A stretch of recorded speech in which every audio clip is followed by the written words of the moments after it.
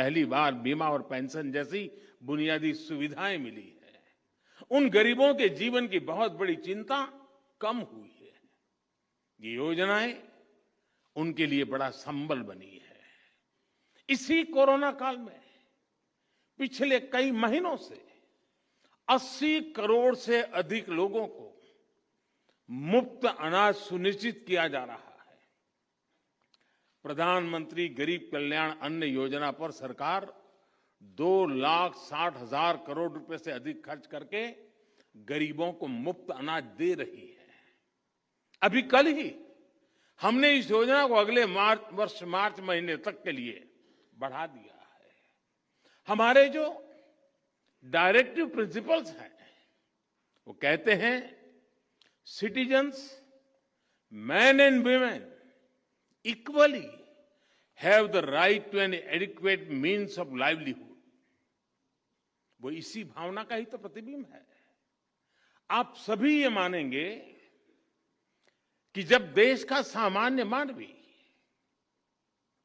देश का गरीब विकास की मुख्य धारा से जुड़ता है, जब उसे इक्वलिटी और इक्वल अपॉर्चुनिटी मिलती है, तो उसकी दुनिया पूरी तरह बदल जाती है।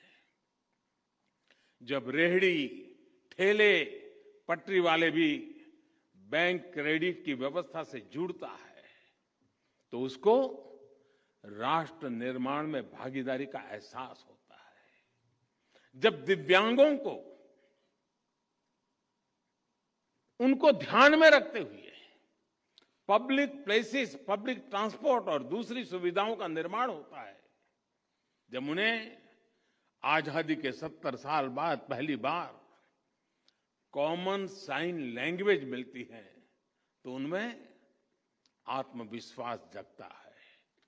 जब ट्रांसजेंडर को कानूनी संरक्षण मिलता है, ट्रांसजेंडर को पद्म पुरस्कार मिलते हैं, तो उनकी भी समाज पर, संविधान पर आस्था और मजबूत होती है। जब 3 तलाक जैसी कुरीति के विरुद्ध कड़ा कानून बनता है, तो उन बहन बेटियों का संविधान पर भरोसा और सशक्त होता है, जो हर तरह से नाउम्मीद हो चुकी थी। महानुभाव, सबका साथ, सबका विकास, सबका विश्वास, सबका प्रयास, ये संविधान की भावना का सबसे सशक्त प्रकटीकरण है।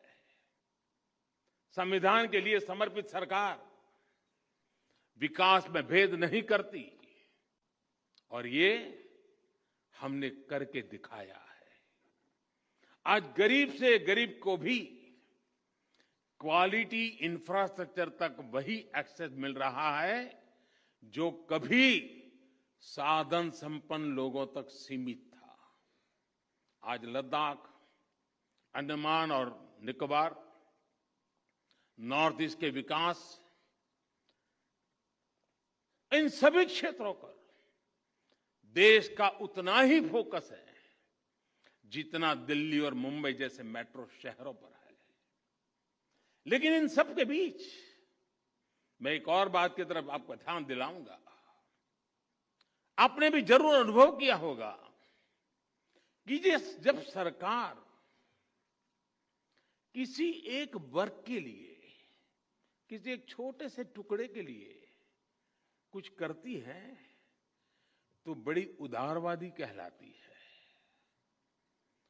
उसकी बड़ी प्रशंसा होती है कि उनके लिए कुछ किया। लेकिन मैं हैरान हूं, कभी कभी हम देखते हैं कोई सरकार एक आध राज्य के लिए कुछ कर ले, कुछ राज्य की भलाई का कोई काम करते हैं, तो भी वाहवाही हो जाती है। लेकिन जब सरकार सबके लिए करती है, हर नागरिक के लिए करती है, हर राज्य के लिए करती है, तो उसे उतना महत्व नहीं दिया जाता जिसका कभी कभी उसका जिक्र तक नहीं होता है। सरकार की योजनाओं से कैसे हर वर्ग का, हर राज्य का समान रूप से भला हो रहा है, इस पर उतना ध्यान नहीं दिया जाता है। पिछले 7 वर्षों में हमने बिना भेदभाव के, बिना पक्षपात के विकास के हर व्यक्ति, हर वर्ग और देश के हर कोने तक पहुंचाने का प्रयास किया है।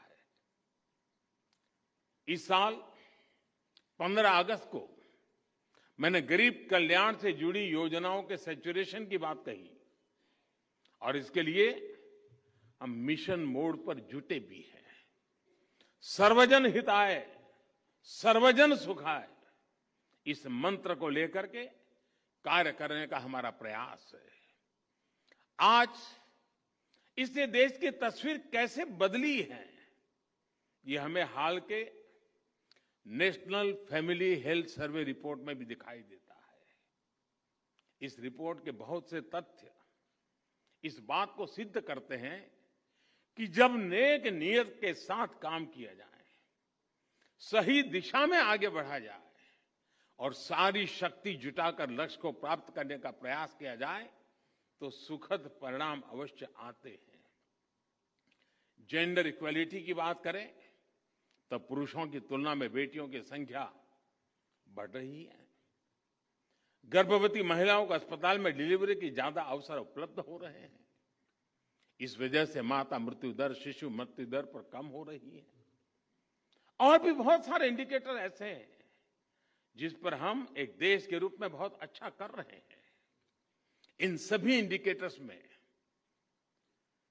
हर परसेंटेज पॉइंट की बढ़ोतरी सिर्फ एक आंकड़ा भर नहीं है, ये करोड़ों भारतीयों को मिल रहे उनके हक का प्रमाण है।